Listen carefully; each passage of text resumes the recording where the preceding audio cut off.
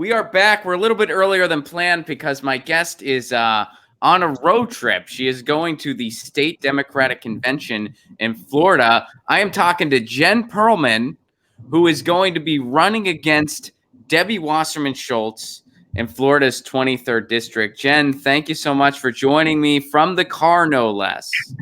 Thanks for having me on your show. All right, we got a little bit of a lag, but we should be able to we'll be able to plow through it and get some information in here. So I guess my first question is, Debbie Wasserman Schultz, a true champion for progressives, one of the most ethical people in politics. Why are you running against her? Why are you trying to pick off an ally? Why would anybody challenge such a upfront and honest person? Why would that happen? She's been my congressperson for 15 years. And so I actually have watched the everything that, everyone knows her from 2016 from the DNC, but there's a lot more to her than that. Just people don't realize, because that's what she's most known for. Yeah, well, she's involved in payday lending. And for anybody who might not be familiar with this show, it might not have noticed the sarcasm slide. Debbie Wasserman Schultz is so corrupt that honestly, in the title of this video, I just thought about that, right before, I logged in with you.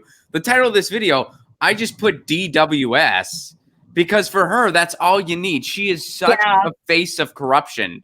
Those are just infamous initials now, almost like HRC. Now, of course, in Hillary's case, it's she was a presidential nominee who lost to the most beatable candidate maybe in the history of American politics. So that's why she's infamous.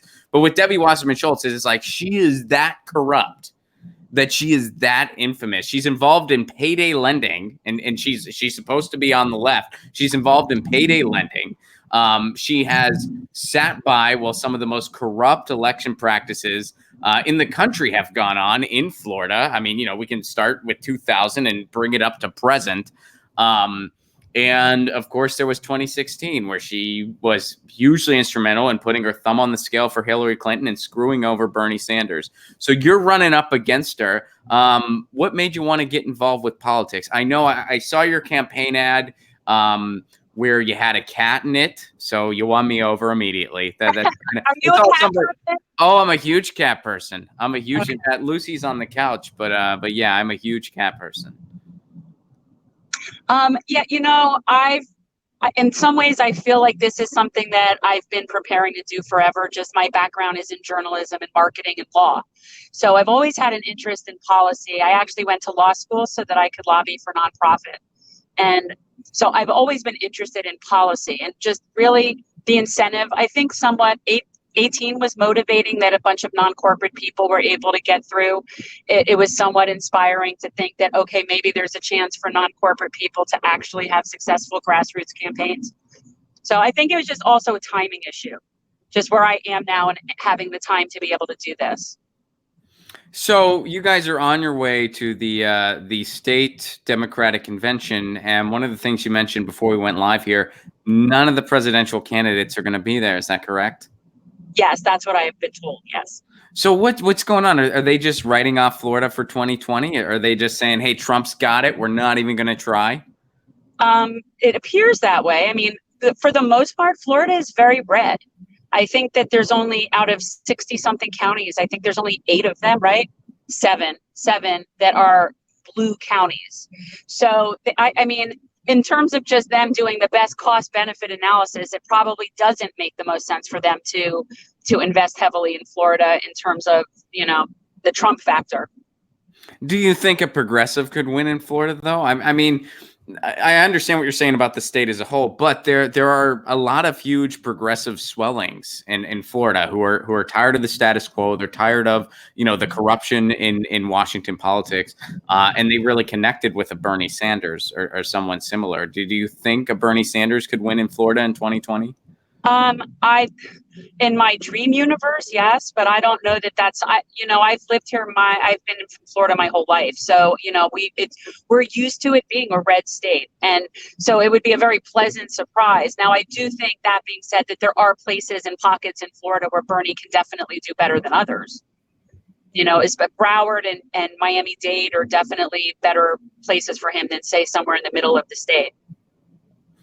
So, what is your kind of strategy for victory then? How are you going to go out? I mean, Debbie Wasserman Schultz, even despite her incredibly tarnished reputation, still has very deep pockets, and she still has, and I don't think it's beneath her to cheat, as we have plenty of evidence of. So, kind of, how are you kind of getting the message out? How are you trying to spread the word about what you're doing, and what is kind of like the strategy going forward? How are you going to pull off a W? I think it isn't even going to come down to the money. I think that she's obviously going to outraise us. She'll get lots of money. She already has lots of money. So I don't really concern myself with what she has. I just think about what we need to have in order to do what we want to do. But it's going to be really just going out into the community and canvassing and talking to people. That's what it's going to come down to. And she'll be able to spend a fortune of money on ads and a whole bunch of things. But I think when it comes down to it, people want to change. And I think that people will be receptive, especially when they get personalized messages and people come to their door. So have you started some of that, and what has the response been so far? I mean, are a lot of people kind of sharing that frustration? Are they tired of the status quo? Are they tired of her? Yeah, I mean, I'd say that for the majority of people that we actually come into contact with have a very negative opinion of her. There are, she does have some people that are supporters, but it's definitely there. What do the supporters say?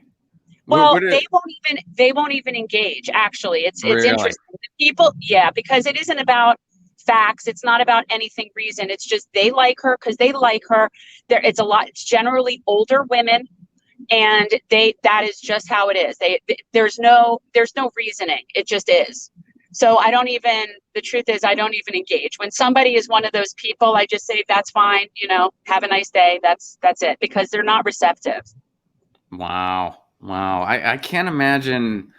I mean, she's one of those politicians that is just corrupt to the core, to the point where you're just like, how are you a fan of this? Like, what is it you're connecting with here? Like, what do you just like her? Yeah. It's not, that's what I'm saying. It's not rational. There's nothing rational about it. They don't have any reasons. They don't have any policies. There's no there, right? They just like her because they like her. And for a lot of people, it's just what they're used to, and they go with the familiar name. And that's just it. They just know her and they're used to her. So talk a little bit more about your background then. Like you said, you got started in journalism. Yeah. Did you write for a paper or what all, unpack some of that for me? Things. Actually, interestingly, when I was in high school, I was the religion editor for the neighbor section of the Miami Herald, which is ironic because I am not a very religious person, but I went to college for journalism. I graduated with a degree in journalism. That's what I wanted to do. And then sort of from there fell into advertising, media relations. It sort of led into this chain of events. And then I ended up the media relations manager for the Indiana Chamber of Commerce, which was where I decided I really was interested in policy and wanted to go to law school and be a lobbyist. So you lived in Indiana then? I did. I lived in Indianapolis. Oh, okay. I went to IU. Oh, my husband went to IUPUI for med school. Oh, cool. Right on. Yeah. So that's why we were there. And I didn't mind. The weather is not so good there. No, it's not. I mean, I grew up in Pennsylvania, so it was actually an upgrade for me. It was a little less snowier and a little less cold in southern Indiana than Pennsylvania was. But yeah, I live in Southern California now, and I kind of I appreciate the weather very much. So. Yeah, Indiana, we used to call it Naptown for Indiana, Indianapolis. We called it Naptown. The people are very friendly there. I will say that. Oh, totally. Yeah, it's Midwestern people are like my favorite people. So I like that about it.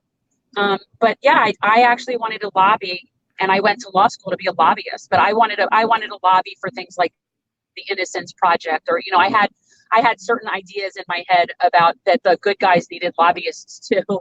So that's really what I went to law school for. And then I ended up doing criminal law. So you made the big mistake of going to law school for genuine reasons, which if you want to pursue like an ethical law career, you totally can.